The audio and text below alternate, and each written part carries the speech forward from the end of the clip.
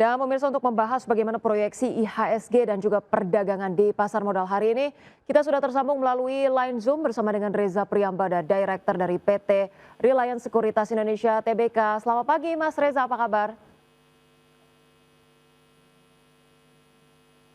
Halo, Baik. selamat pagi, Mbak.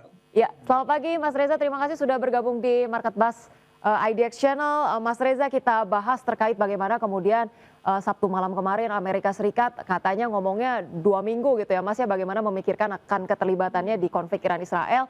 Ternyata tiba-tiba belum gitu ya, belum sampai 1 minggu sudah melakukan penyerangan terhadap 3 situs nuklir di Iran. Kemudian kita juga dapat kabar ya kemarin malam Selat Hormuz kabarnya akan ditutup begitu ya di tengah konstelasi geopolitik yang ada. Anda melihat perdagangan pekan ini akan dari Senin sampai Kamis berarti ya Mas, akan seperti apa nih Mas Reza? Iya, baik, terima kasih, Mbak, selamat pagi, pemirsa IDX Channel. Jadi kalau kita lihat, perkembangan, tensi geopolitik yang ada ini kan memang memberikan, kekhawatiran ya bagi para pelaku pasar ya, di mana para pelaku pasar itu khawatir, tensi geopolitik ini, akan berkepanjangan ya, gitu. Nah, eee, di mana pelaku pasar juga, mengkhawatirkan, adanya keterlibatan negara-negara lain dalam, peningkatan tensi geopolitik antara, Iran dengan, Israel gitu. Nah, semalam kan kalau kita lihat ada, berita yang tadi juga sudah dibacakan oleh, Mbak ya, di mana, Amerika Serikat menyerang, salah satu, fasilitas, nuklir ya gitu, walaupun walaupun oleh Iran sendiri dibantah gitu bahwa fasilitas yang diserang itu sebenarnya bukan bukan fasilitas nuklir kan gitu. Artinya, dari sisi Iran sudah mengamankan, fasilitas utamanya gitu. Nah, tapi tetap aja, dengan adanya serangan dari Amerika Serikat tersebut kan dikhawatirkan nantinya akan memicu,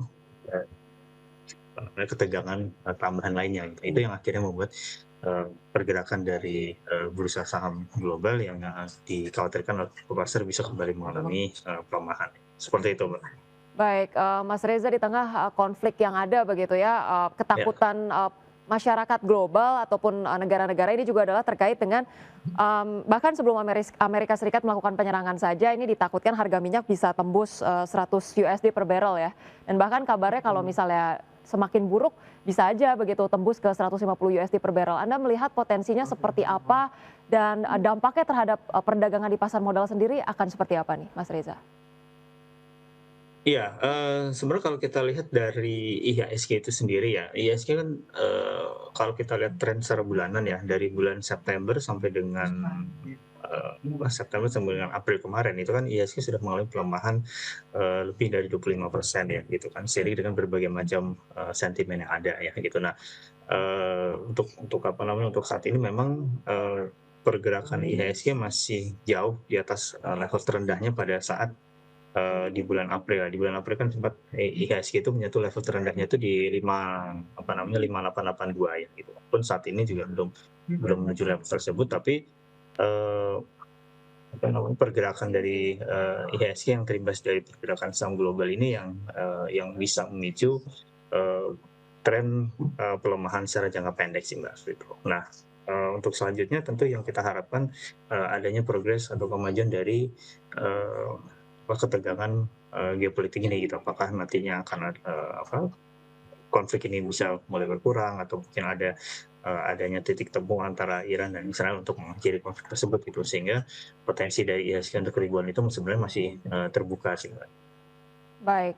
Baik Mas Reza, kalau kita lihat sendiri dari, pekan lalu begitu ya, sepanjang 1 pekan IHSG sudah melemah 3,6% dalam 1 pekan, kalau secara year to date di 2,44%. Anda melihat, tren bearish-nya masih melanjutkan penurunan sejauh apa sih Mas? Koreksinya akan cukup besar atau seperti apa di tengah uncertainty saat ini?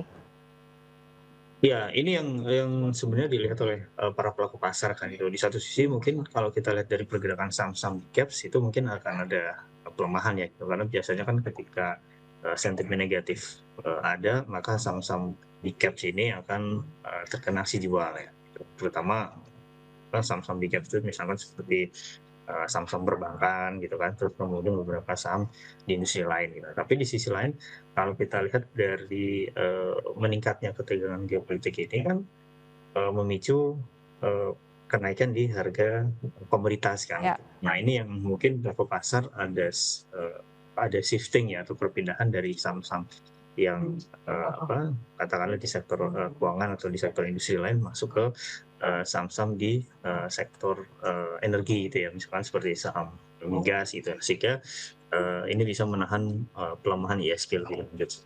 Baik, dua hal yang cukup kontras itu tadi ya, pelemahan di saham-saham perbankan big cap sudah ter-price in begitu ya, tapi juga Ya. ada potensi yang sangat besar di saham-saham komoditas begitu. Terkait dengan penguatan saham-saham komoditas sendiri ini ya, kalau kita lihat juga kemarin sektor energi cukup menguat begitu, tapi ternyata Aman Mineral, kemudian juga Brand ini ternyata menunjukkan pelemahan. Anda melihat ini memang ada sentimen dari emitennya sendiri atau secara umum proyeksi untuk sektor energi sendiri seperti apa sih, Mas?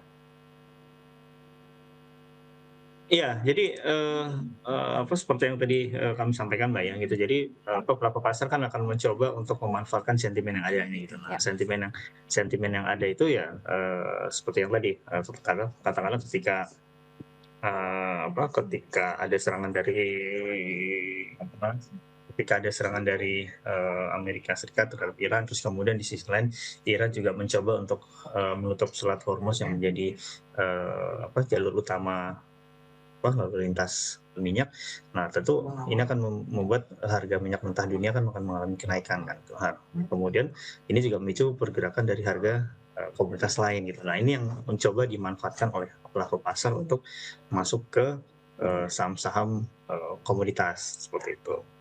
Baik, di antara sejumlah saham-saham komoditas tadi kalau kita sudah bahas sedikit terkait dengan saham-saham migas begitu ya. Kalau misalnya saham-saham komoditas lain efeknya akan seperti apa nih Mas? Batu bara, CPO dan juga berbagai komoditas lainnya. Iya, tentu biasanya kan akan ini ya, akan berimbas ya gitu. Jadi pelaku pasar juga akan melihat apakah pergerakan dari harga minyak mentah ini juga akan memicu pergerakan sejumlah harga komoditas lain ya gitu. Misalkan seperti CPO ya, kemudian harga gas itu juga mungkin biasanya akan kembali mengalami kenaikan sih.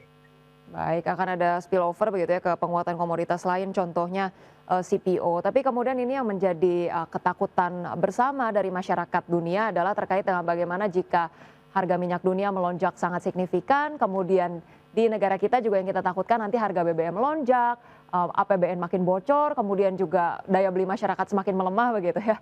Secara jangka menengah, Anda melihat situasi ini seperti apa sih, Mas Reza?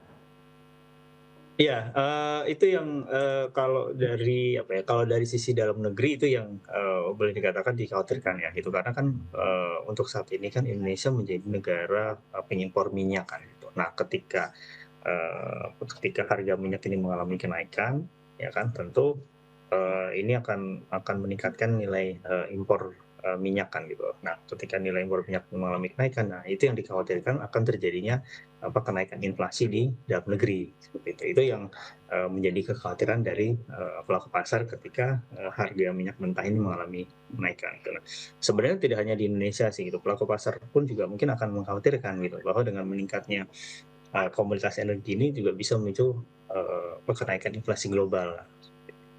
Baik. Nah, ketika kekhawatiran tersebut terjadi, maka harapan akan penurunan tingkat suku bunga kan akan menjadi pupus kan, Mbak.